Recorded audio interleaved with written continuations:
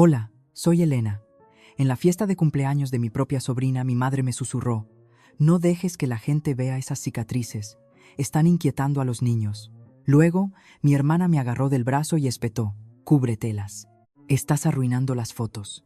Pensaban que me estaban avergonzando, pero cuando un general retirado se fijó en el desvaído tatuaje de mi unidad en el antebrazo, la sala se quedó en un silencio sepulcral. Antes de sumergirnos: ¿qué hora es donde estás? Deja un comentario. Leemos a todos. Ahora, déjame mostrarte lo que nunca esperaron que sucediera a continuación. La invitación de cumpleaños de papá se deslizó por mi buzón en una húmeda mañana de jueves, 47 horas antes de la fiesta. El sobre de color crema parecía elegante, pero la tinta de mi nombre, Elena Rivas, estaba emborronada, como si alguien hubiera dudado al escribirlo.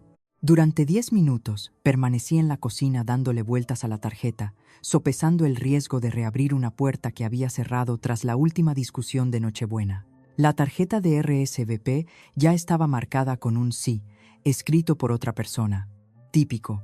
Querían el número de asistentes, no mi voz. Metí un puñado de ropa en una bolsa de viaje y luego dudé frente a la cómoda. Sobre una pila de informes del Ministerio de Defensa yacía el pañuelo marrón que me había traído de Afganistán. Era áspero, manchado en una esquina con yodo y bordado en el cuartel por un sanitario que no regresó. Lo deslicé en mi bolso, no para honrarlo, si soy sincera, sino para cubrir la cicatriz que corría como el lecho seco de un río, desde mi muñeca hasta mi codo. La cicatriz que mi familia pretendía que era una monstruosidad de la que todos estaríamos mejor sin ella. El viaje a Pozuelo duró 90 minutos. La luz de octubre se filtraba a través de los plátanos de sombra, pero mis palmas todavía se aferraban al volante, como se habían aferrado a la puerta de un Humvee la noche en que nos alcanzaron. En los semáforos en rojo, veía mi reflejo en el espejo retrovisor. Pelo plateado en las sienes, piel más dura que antes, pero ojos firmes. Llegué al salón de eventos justo antes del atardecer. Aparcacoches con chalecos negros llevaban BMWs y Audis al aparcamiento lateral. Mi vieja Nissan Navara se ganó una ceja arqueada. Dentro, las lámparas de araña brillaban sobre mesas vestidas de dorado. Mi hermana Silvia se deslizó hacia mí, con un vestido marfil que se ceñía a ella como un comunicado de prensa. «Has venido», dijo, con la voz impostada para los donantes cercanos. El abrazo fue frío, solo con las yemas de los dedos. «Pareces sana», murmuré. Gracias, se apartó, su mirada cayendo sobre mi brazo. «Espero que hayas traído un chal o algo. Las fotos empiezan en 20 minutos». Mi sonrisa se mantuvo. «Qué alegría verte a ti también». Los invitados pululaban alrededor de mesas altas.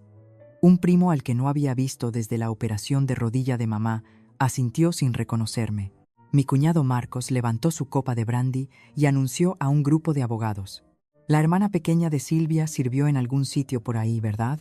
Risas. Localicé el bar, pedí agua con gas y fingí que las burbujas ahogaban el eco de sus palabras. El fotógrafo llamó a la familia directa. Alguien me entregó el bastón ortopédico de papá para que lo sostuviera y él pudiera estar más erguido en la foto. Mientras me colocaba junto a Silvia, siseó. Al otro lado, Elena. «La luz del sol es mejor para la piel lisa».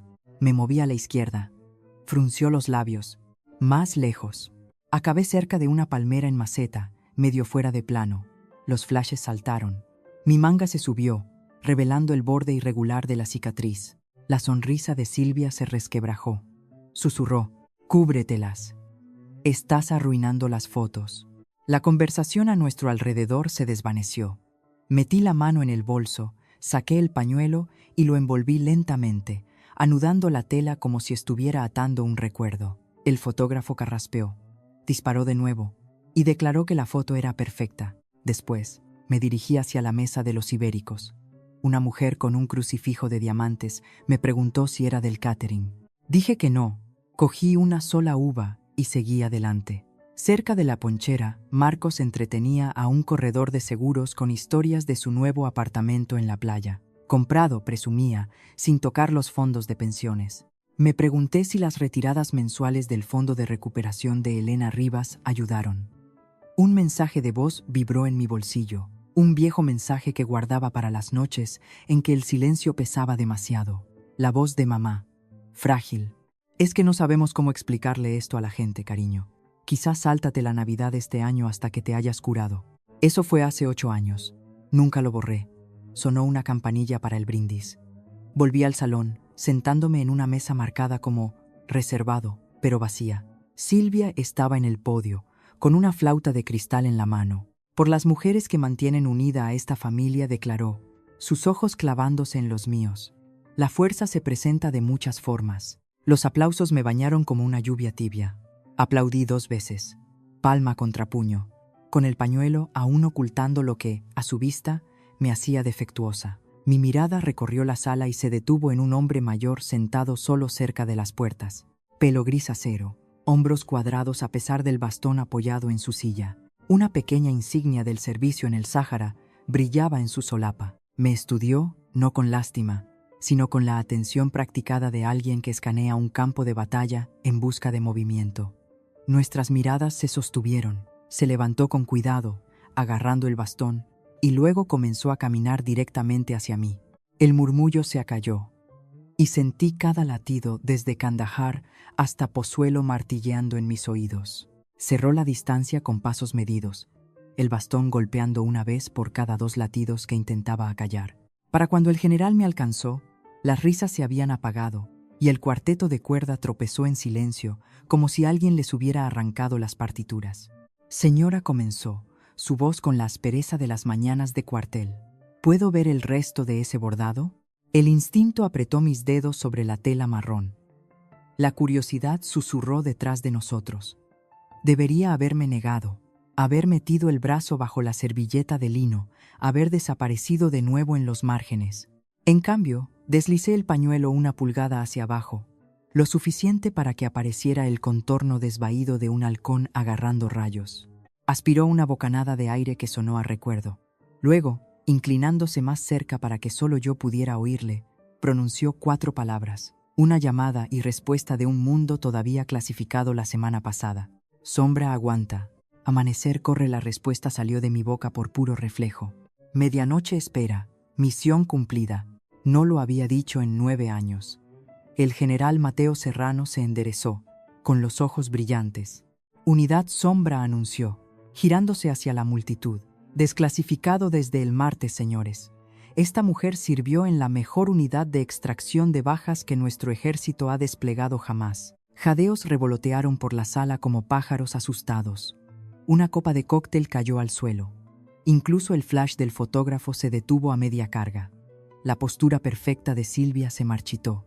Se llevó una mano al collar, las perlas deslizándose entre sus dedos cuidados. Podría haberme encogido. En cambio, me quedé clavada en el sitio, sin saber si darle las gracias o suplicarle que se detuviera. La validación se sentía sospechosa, como un cheque emitido contra una cuenta sin fondos. El general levantó mi mano con delicadeza, casi cortésmente. Kandahar, agosto del 06. La unidad Sombra sacó a 3 de mis chicos de una emboscada en un callejón. Solo un puñado de sanitarios volvieron a casa. Ella es una de ellos. Un aplauso solitario rompió el silencio, luego otro. Los aplausos crecieron, vacilantes, pero genuinos. No hice una reverencia, no podía moverme. Las luces me quemaban los ojos, y por un segundo, el salón de banquetes se desdibujó con el resplandor de un convoy en llamas. Silvia entró en escena, con la sonrisa lacada. Bueno, dijo con voz cantarina. Supongo que hasta las ovejas negras reciben medallas ahora. Su risa barnizó las palabras, pero la puya dio en el blanco. Mamá también se rió demasiado fuerte, apretando el brazo de Silvia como si los aplausos fueran un virus que pudiéramos contraer. Papá levantó su teléfono, fingiendo que vibraba, y se escabulló hacia el vestíbulo. Mi sobrina me tiró de la manga. «Tita Elena, ¿te dolió?», pregunté. Respondí, abriendo el puño para que no viera mis nudillos blanquearse. El general Serrano me guió hacia un pasillo lateral forrado con fotos conmemorativas de otros eventos, aniversarios, recaudaciones de fondos, nunca guerras. Nos detuvimos bajo un aplique. Reconocí el apellido, dijo. Usted trató al teniente Carter, mi ahijado. Ahora es cirujano, gracias a usted. Dudó. Les escribió a sus padres varias veces. ¿Nunca recibió esas cartas? Mi pecho se vació. No. Me dijeron que el correo se había perdido. Sus labios se apretaron en una línea fina. No lo perdieron. Lo enterraron, y su expediente de condecoración se atascó en asuntos legales, un tejemaneje político, por lo que Carter pudo averiguar. Si está lista para sacarlo a la luz. Conozco a un abogado que vive para esto. Contuve la respiración. Deme el número. Mi mano encontró de nuevo el borde del pañuelo, el pulgar frotando el hilo bordado hasta que el calor calentó la cicatriz de debajo. Cerca, Silvia le susurraba al fotógrafo del evento, señalando mi mesa desierta. El hombre asintió, tocando la pantalla de su cámara. Algo frío se instaló en mi estómago. Antes de volver al salón, el general me apretó el hombro. No les debe su silencio. Dentro, las conversaciones se arremolinaban, ahora con un sabor a respeto cauteloso. Extraños se acercaron con suaves felicitaciones, pero los cumplidos rebotaban, incapaces de penetrar años de invisibilidad practicada. Les di las gracias de todos modos, con voz uniforme, porque los soldados aprenden a recibir la gratitud incómoda como aceptan las raciones de medianoche, educadamente, y luego siguen adelante. En nuestra mesa familiar, el portátil de Silvia estaba abierto junto al centro de mesa. Hizo clic, frunció el ceño, volvió a hacer clic. Vi pasar miniaturas de la velada, retratos familiares menos la palmera en maceta, la tía Marlene abrazando a Marcos, mamá riendo cerca de la tarta. En ninguna de ellas aparecía mi pañuelo, mi cicatriz, mi cara. Cada imagen en la que yo había estado de pie segundos antes, ahora enmarcaba un hueco ingenioso. Una por una, resaltó los archivos y pulsó eliminar. Inclinó la cabeza cuando me sintió. Desorden digital, explicó, con tono meloso. No hay razón para guardar tomas redundantes. ¿Quieres decir tomas conmigo? Si así es como quieres verlo. Cerró la tapa, la sonrisa encogiéndose hasta convertirse en una rendija. Ya tuviste tus aplausos. No lo hagamos más incómodo. Detrás de ella, el general conversaba con papá, cuya expresión se había agriado hasta algo entre el fastidio y el miedo. Me recordé a mí misma que debía respirar. Silvia volvió a coger el portátil. Puse mi palma sobre la suya, suave pero firmemente, el borde del pañuelo rozando su muñeca. No hay nada redundante en la verdad, dije, mirándola a los ojos. Su respuesta fue un susurro empapado en desprecio. Mírame. Y reanudó el borrado, miniatura a miniatura, hasta que la noche que compartimos se disolvió en un espacio en blanco. Parpadeé una vez, quizás dos, intentando convencerme de que no acababa de ver lo que vi. Pero ahí estaba, el pulgar de Silvia tocando con metódica crueldad, borrando mi cara de cada fotograma como si fuera una mota de pelusa en su blusa, cuidadosamente planchada. Di un paso adelante, tranquila pero firme. ¿Por qué estás borrando esas?, pregunté. Mi voz lo suficientemente baja para ser civilizada, lo suficientemente afilada para cortar cristal. Ni siquiera levantó la vista. Rompes la simetría. Marcos, holgazaneando junto a la mesa de la ponchera con esa misma postura engreída que había perfeccionado en el instituto, soltó una risita. Es verdad, añadió, agitando el hielo en su copa. Como que estropeas toda la estética, Elena. Me incliné lo suficiente como para que Silvia sintiera el calor en mis palabras. Me estás borrando igual que hiciste después del derrame de mamá. ¿Lo recuerdas? Sus dedos se detuvieron solo un segundo. Luego reanudaron el golpeteo. ¿Todavía estás con eso?, murmuró como si estuviera hablando de una multa de aparcamiento y no del borrado de una persona. El recuerdo irrumpió antes de que pudiera prepararme. Había volado a casa con un permiso de emergencia, todavía de uniforme, con las botas polvorientas de un aeródromo a medio mundo de distancia. Pero nadie me recogió. Nadie me dijo siquiera que mamá estaba en la UCI hasta 2 días después de su ingreso. Cuando finalmente entré en su habitación del hospital, la enfermera me miró con confusión. Dijeron que no vendrías. Me dijo que estabas ilocalizable, como si hubiera estado flotando en el espacio en lugar de responder a correos electrónicos cifrados a diario. Le habían dicho al personal del hospital que no me esperaran. Firmaron papeles sin mí. Le asignaron el poder notarial médico a Marcos de todas las personas. De vuelta en el presente, Silvia finalmente levantó la vista, aburrida e imperturbable. No pensamos que vendrías. Desapareces durante años y luego vuelves actuando como si te hubieran ofendido. Sentí que mi pecho se oprimía, pero no dejé que se notara en mi cara. Tenías todas las formas de contactarme. Elegiste no hacerlo. Se encogió de hombros como si yo fuera simplemente un viejo recibo que olvidó tirar.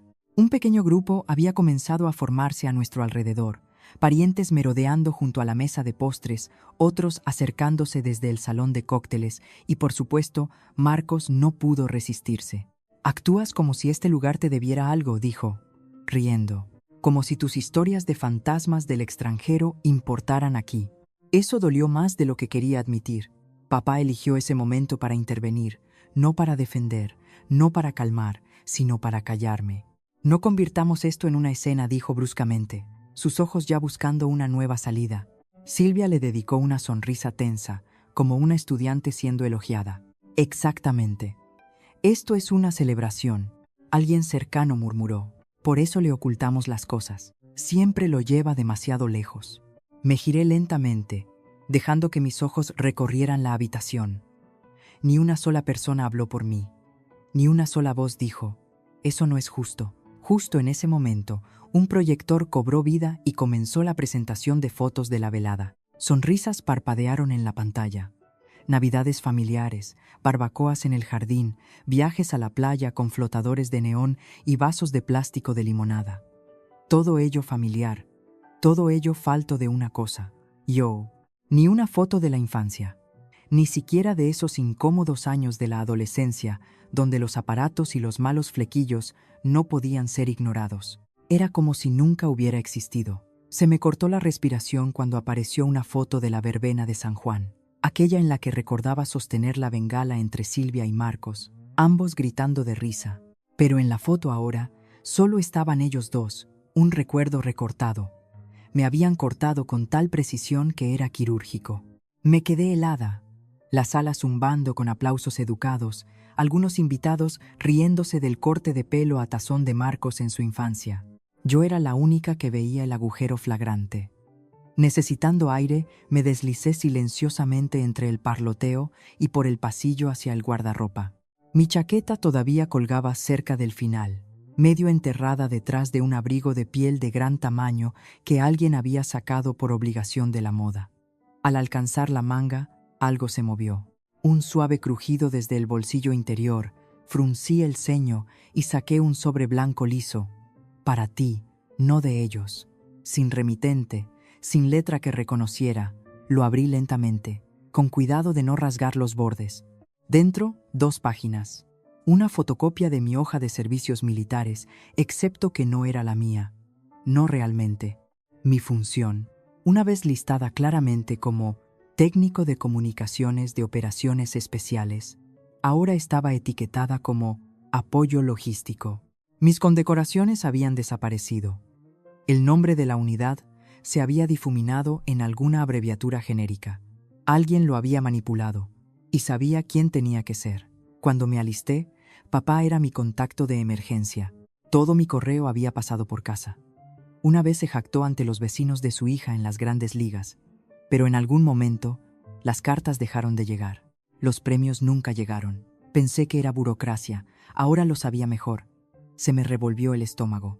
Esto ya no era exclusión emocional. Esto era un borrado calculado, deliberado, institucional. Explicaba las medallas desaparecidas, las cartas sin respuesta. ¿Por qué nadie hizo un seguimiento después de Kandahar? ¿Por qué los archivos de la unidad sombra permanecieron enterrados? Me senté en el banco, agarrando el sobre como si pudiera desvanecerse. Una ola de tranquila resolución se asentó en mi pecho. No solo borraron mis fotos, borraron mi legado. Necesitaba salir de esa habitación, de esa casa, de cualquier versión retorcida de familia que seguían construyendo a su alrededor. Ladrillo a ladrillo, recuerdo a recuerdo, conmigo siempre fuera. Me levanté y metí el sobre bajo mi brazo como un salvavidas. Mientras salía al aire fresco, la voz de mi padre me siguió como una sombra. Nunca se suponía que vieras eso. El aire de la noche se aferró a mi piel como una verdad que no podía lavar. La risa del salón de recepción sonaba hueca ahora, como si perteneciera a la celebración de otra persona. Apreté el sobre con más fuerza, su peso de repente más pesado que cualquier petate que hubiera cargado por el desierto. Mi padre estaba detrás de mí, su voz apenas un susurro. Nunca se suponía que vieras eso. No me di la vuelta, pero él sí. Se puso a mi lado, sus ojos desviándose hacia la carpa del catering donde algunos camareros fumaban detrás de la valla. «Elena», Este no es el lugar. Le corté. ¿Quién lo falsificó? Tu mandíbula se tensó. Miró el sobre en mi mano, luego a otro lado. Lo gestionó el equipo legal. No te andes con rodeos. No es eso lo que he preguntado. Mi voz era firme, pero mi corazón latía con fuerza en mis oídos. Tú diste el visto bueno, ¿verdad? Una larga pausa. Luego, finalmente, asintió. Hice lo que era mejor para la familia, dijo demasiado rápido. Estabas inestable, enfadada. Volviste con cambios. Di un paso atrás, tratando de no reír. ¿Inestable? Volvía de una zona de guerra. Se suponía que debía estar enfadada. Se suponía que debía ser diferente. Se pasó una mano por la cara, pareciendo más viejo de lo que recordaba. Había más. Un lío político. El hijo de un diputado se vio envuelto en algo durante tu despliegue. Perdió su nombramiento. El ejército quería un culpable. Podría haberse hecho público. Lo miré fijamente. Así que me borraste. Nos ofrecieron un trato. Baja silenciosa. Sin cargos, tu nombre limpio. Nos dijeron que alguien de tu familia tenía que firmar para que se sellara. ¿Y firmaste la renuncia a mi dignidad sin preguntarme? No respondió, solo miró al suelo, avergonzado o fingiendo estarlo. Dejé que el silencio flotara entre nosotros. En algún lugar detrás de la carpa, una botella tintineó en un contenedor. Sabías que volvería y sentiría el frío. Simplemente, nunca pensaste que descubriría por qué. No estás en la cárcel, murmuró. Deberías estar agradecida. Eso rompió algo en mí. Me volví completamente para mirarlo. Agradecida por un expediente saneado y una familia que actúa como si nunca hubiera existido, por medallas robadas y un padre que cambió mi honor por su tranquilidad. Dio un paso adelante. Elena, no dije bruscamente. Tomaste esa decisión por tu comodidad, no por la mía. Por un momento, ninguno de los dos se movió. Luego me di la vuelta y caminé de regreso al edificio, hacia las luces y las voces que de repente se sentían demasiado fuertes. Dentro estaban terminando algún tipo de brindis. Silvia estaba cerca de la pantalla de proyección, con el brazo alrededor de Marcos, sosteniendo un collage enmarcado de recuerdos familiares, una mentira curada. La presentación de diapositivas comenzó de nuevo detrás de ellos. Las fotos pasaron por la pantalla. Barbacoas, graduaciones, cumpleaños, pero ni una conmigo, ni siquiera aquellas en las que sabía que había estado.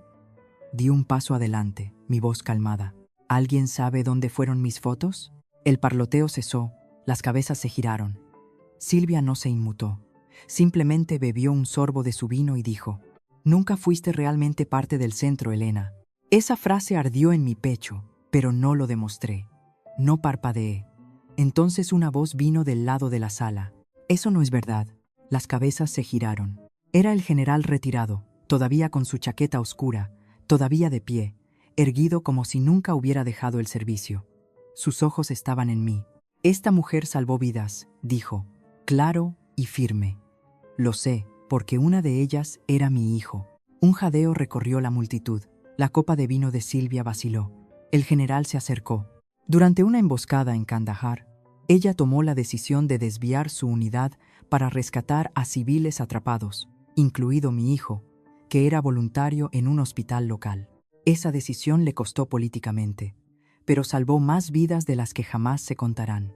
Me miró, y es hora de que su expediente lo refleje. No supe qué decir, mi garganta se cerró. Se dirigió a la sala. Vergüenza para cualquiera que haya permitido que esta mujer fuera borrada. En algún lugar cerca del bar, oí un sollozo ahogado. Algunos invitados bajaron la vista a sus pies. Volvió a mirarme. «Puedo ayudar a presentar la apelación. Haremos que reabran el expediente». Asentí lentamente. «Gracias, pero no estoy haciendo esto para que me vean». Inclinó la cabeza. «Entonces, ¿por qué?» «Porque la verdad no pertenece a un archivador». Me dedicó un lento asentimiento, del tipo que le das a un compañero soldado que ha sobrevivido a algo más que balas. Pero justo cuando la calma comenzaba a asentarse, una voz fría la atravesó como el crujido del hielo. Silvia se irguió, su sonrisa reapareciendo como una cuchilla. «Si ella está aireando secretos», dijo dulcemente, «quizás yo debería compartir lo que hizo en el bachillerato». La sala se quedó quieta de nuevo. No me inmuté. Di un paso adelante, luego otro, hasta que estuvimos casi cara a cara bajo la lámpara de araña ámbar. ¿Quieres hablar del bachillerato? Mi voz era firme, no alta, pero cortó el silencio. Vale, hablemos. A nuestro alrededor, el tintineo de copas y cubiertos se desvaneció. Incluso la música que había estado sonando suavemente de fondo se volvió irrelevante. El general permanecía quieto cerca del fondo, entrecerrando los ojos mientras observaba cómo se gestaba la tormenta. Papá murmuró entre dientes. Aquí no, ahora no. Pero la presa se había agrietado. Último año de bachillerato, dije, mirándola, sin parpadear. Premio Nacional de Ensayo Joven. Una beca completa para la Complutense. Un reportaje en el periódico. Incliné la cabeza ligeramente. ¿Recuerdas cómo ese ensayo apareció mágicamente en tu carpeta el día de la fecha límite? Los labios de Silvia se apretaron. No dijo una palabra, porque yo sí lo recuerdo. Lentamente, metí la mano en mi bolso, sin movimientos bruscos, solo la extracción lenta y deliberada de algo que había llevado durante más de 15 años. Una carpeta de Manila, amarillenta y deshilachada en las esquinas. Yo escribí ese ensayo, Silvia, el original. Lo redacté a las 2 de la madrugada mientras tú estabas de fiesta con tus amigos. La señora Holloway me lo devolvió con una nota. Le encantó. Lo llamó inquietante, maduro y profundamente original. Iba a presentarlo yo misma hasta que no pude encontrarlo en mi carpeta a la mañana siguiente. Lo sostuve ahora, a la altura de los ojos. Y aquí está. Un murmullo recorrió la multitud, seguido por el crujido de sillas mientras la gente se inclinaba hacia adelante. Incluso algunos de los primos más jóvenes, que no habían nacido en ese momento, estiraban el cuello. Silvia se rió, una risa frágil. ¿En serio estás sacando deberes viejos como si esto fuera el FBI? No dije. Estoy sacando la verdad. Se lo llevé al general. ¿Le importaría leer la última nota en voz alta? No miré a Silvia. No podía. Todavía no. El general se ajustó las gafas y leyó. Este trabajo refleja la voz de una joven que ha visto demasiado y aún elige escribir con compasión. Sra. Holloway, 5 de marzo. Me volví hacia Silvia. Eso es 2 semanas antes de tu trabajo ganador. Y la letra del ensayo que entregaste, esa no era tuya, era la mía. Mecanografiado con mi formato, mi estructura, mis citas. El rostro de Silvia se había quedado sin color. Papá se frotó la frente como si esto le estuviera dando dolor de cabeza, pero mamá se sentó rígida como alguien que intenta fingir que no es parte de esta escena. La voz de Silvia se quebró. Eso fue hace años. Todo el mundo retuerce un poco la verdad para salir adelante. No pensé que importaría. Excepto que sí importó, repliqué. Obtuviste una beca completa. Construiste tu currículum sobre una mentira. Y yo me contuve antes de que la amargura se derramara demasiado rápido. Yo recibí cartas de rechazo y silencio. Dio un paso hacia mí, su voz elevándose. Gané todo lo que vino después por mi cuenta. Trabajé duro. Tú siempre fuiste la rara, la temperamental. Yo simplemente capitalicé. Mis dedos se cerraron alrededor de la carpeta. Silvia se giró, mirando a su alrededor, su voz volviéndose estridente. ¿Todos pensáis que soy la villana aquí? Por favor. Está desenterrando un drama de instituto como si esto fuera un tribunal. Una de las donantes de la universidad, la señora Ritter, creo, se levantó en silencio y se fue. Luego otra, sillas empujadas hacia atrás en un silencio de vergüenza. Silvia se giró hacia mamá. Di algo. Mamá levantó la vista, sus ojos vidriosos. ¿No podéis dejarlo pasar? Fue hace tanto tiempo. Respiré hondo. Lo dejé pasar. Durante años lo enterré. Pero tú no me dejaste ir a mí. Me arrastraste de nuevo a esta familia solo para jugar al chivo expiatorio. Exhibiste el historial perfecto de Silvia y me presentaste como la que no podía mantenerse estable, cuando todo el tiempo estaba construido sobre pedazos de mi vida. Por primera vez, el tío Carlos, silencioso y escéptico toda la noche, habló. Siempre nos preguntamos, ¿por qué no acabaste en la Complutense? Pensamos que quizás no te importaba lo suficiente. Sus palabras dolieron más de lo que esperaba. Otra tía se removió en su asiento, carraspeó y murmuró. Recuerdo ese artículo en el periódico. Silvia citó una frase que juraría haberle oído decir a Elena antes. Pensé que era una coincidencia. No respondí. No lo necesitaba. El silencio lo decía todo. Me volví hacia el general. Aceptaré su ayuda, pero solo si cada corrección, cada registro, cada rastro de lo que fue tomado, militar o no, se hace público. No quiero un arreglo silencioso. Quiero luz del sol. El general asintió lenta y deliberadamente. De acuerdo. Miré a mi hermana por última vez, y todo lo que vi fue el desmoronamiento de una máscara. Justo cuando pensaba que el aire podría empezar a despejarse, Silvia se inclinó hacia nuestra madre y susurró lo suficientemente alto para que yo lo oyera. Apenas. No sabe lo del segundo fondo, ¿verdad? Mi mano se congeló en el tallo de la copa de vino. ¿Realmente acababa de decir eso? Giré la cabeza ligeramente.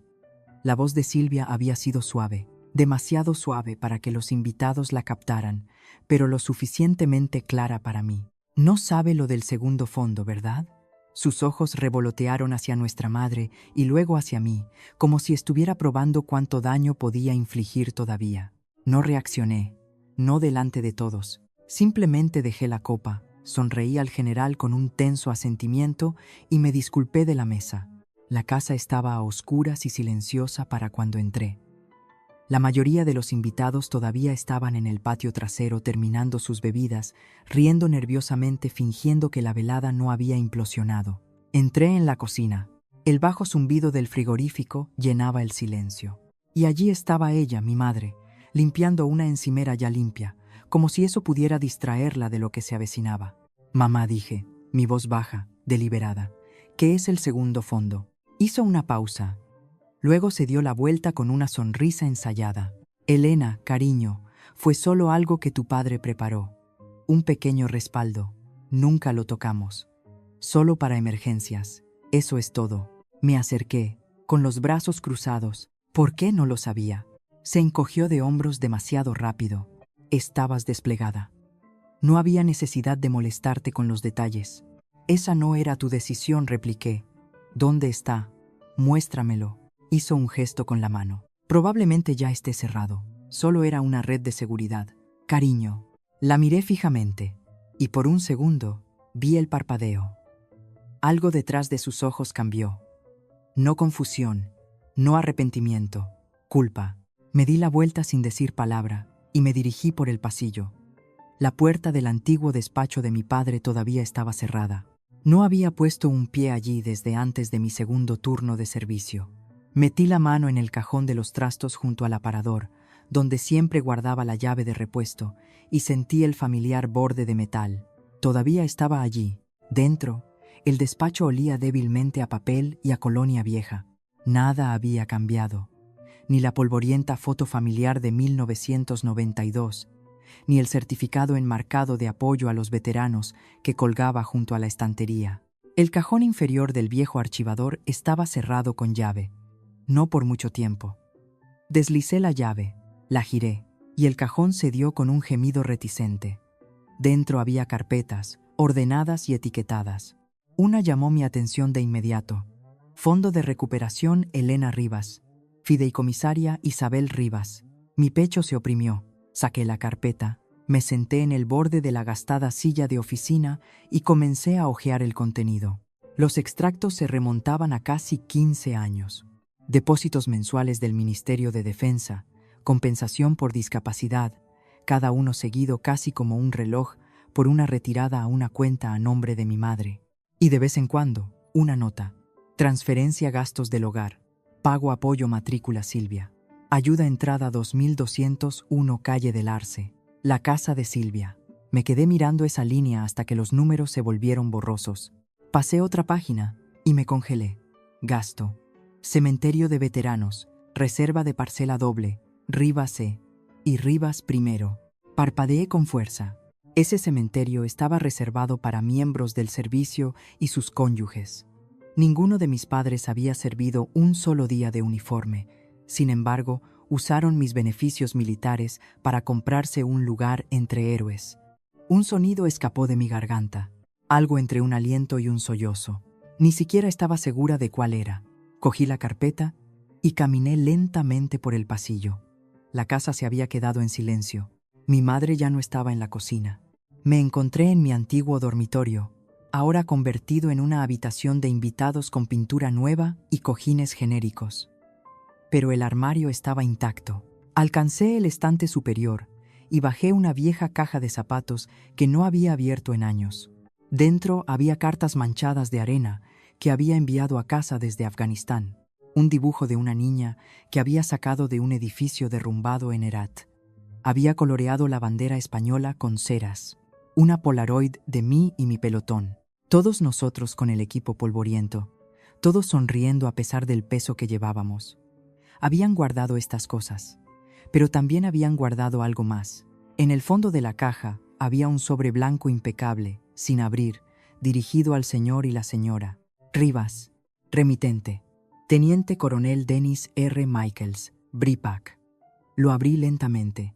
Dentro había una carta de recomendación. Mi recomendación por valentía bajo fuego durante una emboscada. Mi comandante la había enviado a casa, esperando que enorgulleciera a mis padres, pero nunca la mencionaron, nunca me la dieron. Me senté en la cama, con la carta en la mano, la rabia convirtiéndose lentamente en algo más silencioso, pero más afilado. No llamas, acero. Me habían robado mi dinero, mi reconocimiento, mi historia. Me habían sonreído y llamado difícil, desagradecida, dañada, y lo hicieron mientras sonreían a las cámaras en eventos benéficos donde sostenían banderas que nunca se ganaron. Pero yo seguía en pie. Me levanté, volví a la cocina y saqué mi teléfono. Tomás, dije cuando mi abogado contestó. Sí, necesito que empieces a rastrear cada transacción de un fondo fiduciario a mi nombre. Congela la cuenta, y ya que estamos, quiero que la casa sea tasada esta noche. Hice una pausa. Sí, dije. Y Tomás, quiero que cada detalle se haga público. Hubo una pausa. Entendido. Colgué y sentí que algo se asentaba en mi pecho. No paz, todavía no, pero sí una dirección. Justo cuando estaba volviendo a guardar la documentación en la carpeta, mi teléfono vibró de nuevo. Un mensaje de mi prima Marta. Ten cuidado, decía. Tu padre ha estado preguntando por ahí. Algo sobre una tutela. Le dijo al tío Carlos que no estabas lo suficientemente bien para administrar tus propias finanzas. La habitación se enfrió a mi alrededor. Así que ese era el siguiente movimiento. No solo estaban tratando de silenciarme, estaban tratando de borrarme. Dejé el teléfono, respiré hondo y miré alrededor de la cocina silenciosa. Ya no solo luchaba por la justicia, luchaba por mi propia identidad.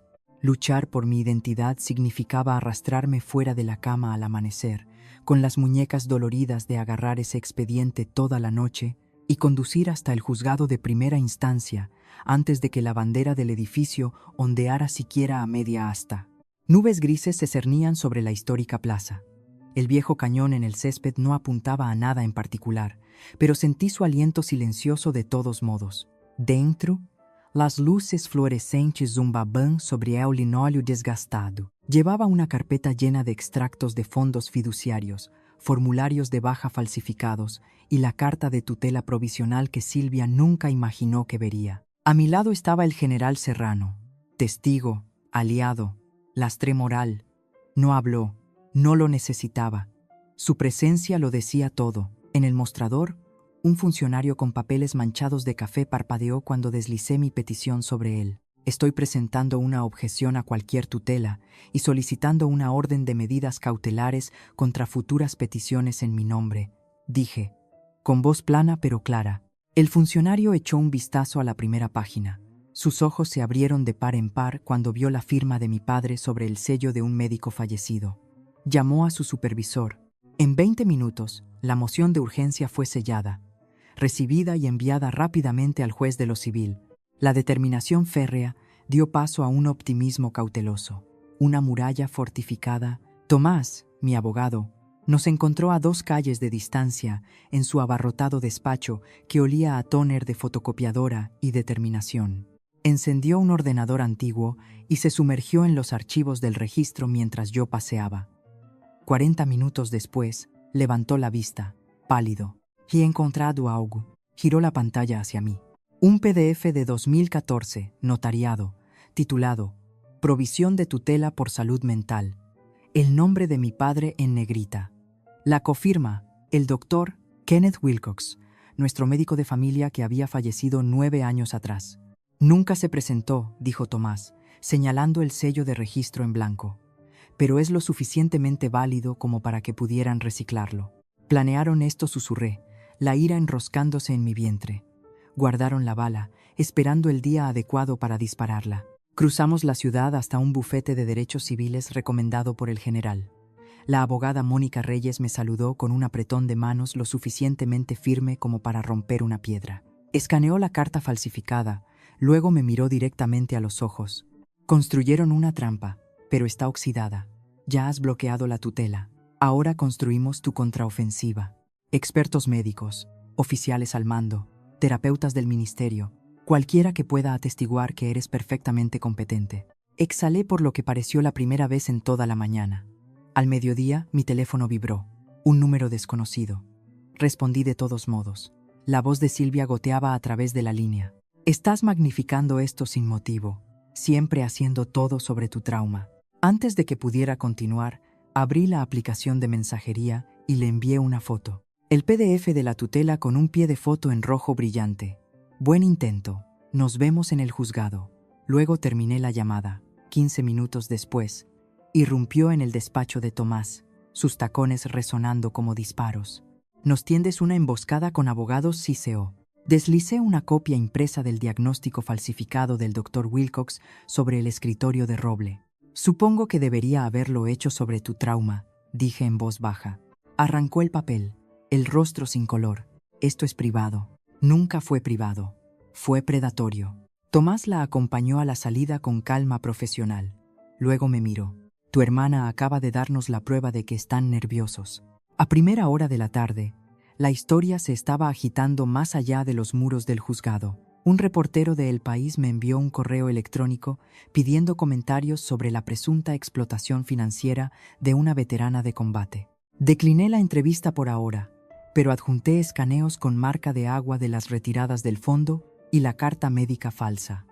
Hechos, no sentimientos. A las 3, la Hermandad de Veteranos confirmó la financiación para mi caso. Cubrirían los testigos expertos, las tasas judiciales, incluso el transporte para los compañeros de pelotón dispuestos a testificar. El general Serrano me estrechó la mano fuera del despacho de Tomás. Te dije que no estás sola. Conduciendo a casa, la radio local zumbaba con un avance. Esta noche a las 6, ¿perdió una médica condecorada sus beneficios por un fraude familiar? La emisora de radio favorita de papá. Lo imaginé agarrando el volante, los nudillos blancos. De vuelta en casa, me senté con Tomás en una llamada de conferencia mientras programaba la vista preliminar. 2 semanas, tiempo suficiente para reunir registros. No suficiente para que mis padres conjuraran nuevas excusas. Citaremos al banco, al cementerio, a los registros de depósitos del ministerio, dijo Tomás. El diagnóstico de tu padre no sobrevivirá a la luz del día. Asentí. Hagámoslo público. Esa noche, el agotamiento me presionaba detrás de los ojos, pero el sueño no llegaba. Releí la carta de recomendación, la tinta firme incluso mientras mis manos temblaban. Cerca de la medianoche, los faros cortaron mis cortinas y se detuvieron. Un sedán estaba parado en la acera, sin problemas de motor, sin que se abriera ninguna puerta, solo el zumbido de la intimidación. Permaneció allí hasta que el cielo se amorató con el azul del amanecer. Luego se fue sin dejar rastro. Anoté la hora en un cuaderno. Lo subrayé 2 veces. Lo que sea que planearan a continuación, estaría preparada. 2 noches antes de la vista, el mismo coche regresó. Aparcó bajo la parpadeante farola fuera de mi ventana y se quedó 4 horas, con el motor apagado, la silueta visible detrás del cristal antes de fundirse en la oscuridad, justo cuando el primer pájaro rompió el silencio. Observé desde detrás de la cortina. La cámara del teléfono grabando, el pulso firme. Querían miedo. Todo lo que alimentaron fue mi determinación. Cuando el amanecer finalmente se coló por las persianas, yo todavía estaba sentada en la silla del salón, la grabadora en mi regazo parpadeando en rojo. El sedán al final de la calle arrancó, las luces traseras parpadeando antes de alejarse. 4 horas de vigilancia con el motor apagado. Ninguna razón excepto la intimidación. Eso lo hacía personal. Me duché, me vestí con vaqueros y una camiseta de la Asociación de Veteranos y metí la grabadora en mi bolsillo junto con una pequeña libreta de espiral. Fuera, el frío traía el olor a hojas mojadas y diésel. Crucé la acera, saqué una foto de la matrícula, matrícula de Madrid, números fáciles de memorizar, y me dirigí a mi camioneta. De camino al centro de veteranos, llamé a Dwight, un amigo que hacía comprobaciones de vehículos para el ayuntamiento. Extraoficialmente dije, dándole la matrícula. Silbó bajo 10 minutos después. Registrado a nombre de un tal Javier Rivas, de Alcobendas. Javier, nuestro primo segundo, el que me enviaba fotos de su nuevo barco de pesca, pero no se había molestado en enviar a mamá una tarjeta de recuperación. Curioso cómo la familia elige sus momentos. Dwight bajó la voz. He visto esa matrícula marcada por las patrullas del barrio cerca de tu calle 2 veces esta semana. Mi agarre en el volante se tensó. Agradezco el aviso. En el centro de veteranos, pedí prestado un cubículo y usé el teléfono de la oficina para llamar a Javier desde un número oculto. Puse mi voz ligera, casual. Oye, tío, soy Marcos, el marido de Silvia. Necesito una actualización, el sitio de siempre. Javier mordió el anzuelo. Sí, estoy vigilando. Está en el centro de veteranos otra vez. La misma rutina. Dile al tío Ramón que vive sola la mayoría de las noches. Más fácil si... Bueno, ya sabes. La habitación pareció inclinarse. Más fácil si me rendía silenciosamente. Gracias, dije, y luego colgué antes de que mi pulso me delatara. Le envié un mensaje a Javier desde mi propio teléfono. ¿Un café? Necesito aclarar las cosas. Respondió en menos de un minuto. A la culpa le encanta la velocidad. Nos encontramos en el Café Gijón. Terreno neutral. Se deslizó en el reservado frente a mí, oliendo a colonia barata y confianza. Hice clic en la grabadora dentro de mi bolso. Semana larga, suspiró. Drama familiar, ¿eh? Removí mezzafé. Cuéntame. Las palabras se derramaron. Papá le había prometido una parte de la herencia una vez que la tutela se hiciera efectiva. Si me declaraban incompetente, la casa se vendería, las deudas se saldarían, todos estarían contentos. Todos excepto yo. Le dejé hablar hasta que la autocompasión se asentó en la mesa. Entonces levanté la grabadora, pulsé detener y la dejé junto a su taza. Este pequeño dispositivo no está de acuerdo, dije. El color desapareció de sus mejillas. Elena, ahórratelo, mi abogado llamará. Coopera o esa grabación se hará pública. Salí, con la grabadora en el bolsillo, dejándole que pagara la cuenta. Tomás casi se le caen las gafas cuando reproduje la cinta en su despacho. Esto es coacción organizada, dijo. Podemos añadir conspiración criminal a la demanda.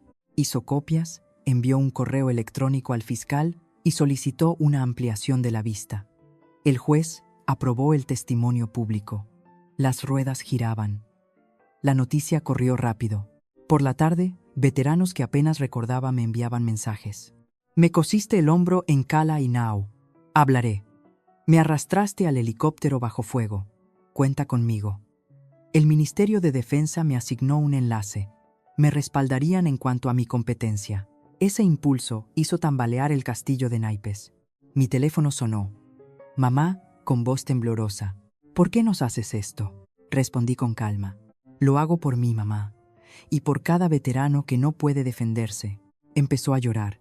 Dejé que el silencio se asentara, luego terminé la llamada. Minutos después, un mensaje de papá. No sabes lo que estás empezando. Borrar. Cayó la noche. Extendí cada documento sobre la mesa de mi cocina. El diagnóstico falsificado, los extractos del fondo desviado, impresiones bancarias, recibos del cementerio, mis papeles de baja reales. Las páginas se superponían como placas de armadura. Susurré a la habitación vacía. Mañana hablo y escucharán. El reloj pasó de la medianoche. Cerré la carpeta, corrí las persianas y comprobé 2 veces las cerraduras de las puertas. El sueño, cuando llegó, fue ligero, pero sin sueños. La luz de la mañana me encontró en la entrada cargando cajas en la camioneta. Un vecino saludó. Le devolví el saludo, vigilante. Ningún sedán a la vista. Pero la vigilancia se había convertido en un reflejo. Tomé una ruta diferente a la oficina de Tomás, con los ojos en los espejos retrovisores, notando cada faro repetido. Esa noche, después de la preparación final con el equipo legal, preparé té y me senté junto a la ventana de la cocina. A las 23:03, los faros se deslizaron por la calle y se detuvieron bajo la misma lámpara parpadeante. Pulsé grabar en mi teléfono de nuevo. La silueta en el asiento del conductor no se movió. Pasaron 4 horas, del tipo de silencio que te hace zumbar los oídos hasta que el coche se deslizó a las 3 de la madrugada. Subí el vídeo a una carpeta segura, copié el enlace a Tomás y escribí, para el expediente, acoso. No tenía miedo, estaba documentando la siguiente prueba. Lo que no sabía era que alguien más había solicitado testificar, alguien a quien no había visto desde que el polvo de Kandahar se asentó sobre nuestras botas. Supe el nombre del testigo misterioso solo cuando Tomás deslizó una lista suplementaria sobre la mesa 1 hora antes del juicio. Sargento primero Samuel Herrero, mi antiguo jefe de pelotón, el hombre que me había vendado el hombro con una tira de su propia manga en Kandahar, ladrando. Aguanta, Rivas. La misión no ha terminado. No lo había visto desde que el polvo del Medevac se tragó el cielo. Dentro del juzgado, la sala se llenó rápidamente. Veteranos con gorras militares, vecinos, 2 equipos de noticias locales. Mis padres se sentaron en la mesa de la defensa, con expresiones talladas en piedra. Silvia se sentó junto a nuestra madre, consultando su teléfono como si fuera un descanso de una conferencia. No sentí nada de eso, solo la extraña calma que se instala antes de la primera explosión. La jueza, una mujer de pelo plateado con cintas de misiones en el extranjero en su propia toga, llamó al caso. Nuestro abogado describió el desvío de fondos, el diagnóstico falsificado, el complot de tutela. Las pantallas de pruebas se iluminaron. Libros de contabilidad bancaria, facturas del cementerio, la confesión grabada de Javier. Los murmullos crecieron. Luego se marchitaron cuando la jueza levantó una mano. «Llame a su próximo testigo», dijo Tomás. Una silla raspó en la fila de atrás. Me giré y allí estaba él. Herrero, el uniforme impecablemente planchado, las medallas brillando como remaches bajo las luces del techo. Caminó con la cadencia firme de alguien que todavía cuenta la distancia en kilómetros, no en pasos. Todos los ojos lo siguieron hasta el estrado. Bajo juramento, su voz resonó en la sala revestida de madera. «Señoría, yo dirigía el 3er pelotón de la unidad Sombra. La sargento Elena Rivas era mi sanitaria principal. El 9 de agosto de 2006 ordenó una ruta contraria durante un convoy y evacuó personalmente a 6 heridos bajo fuego directo. Uno era yo. Se golpeó el pecho por encima de la cruz al mérito militar. Sobrevivimos porque se negó a dejar a ninguno de nosotros atrás». Tomás preguntó, «A su juicio, ¿es la sargento Rivas competente para administrar sus propios asuntos?» La risa de Herrero retumbó. Manejaba un hospital de campaña en un Humvee en movimiento. «Señor, podría dirigir este juzgado si le diera un mapa». Oí una exhalación brusca. Era mi padre. Herrero no había terminado. «¿Puedo leer de un informe desclasificado?», preguntó. La jueza asintió. Recitó la línea que nunca había visto.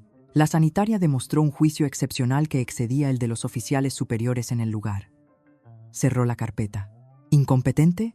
Su mirada se clavó en mi padre. «Ella es la razón por la que estoy aquí de pie». El silencio se hizo añicos.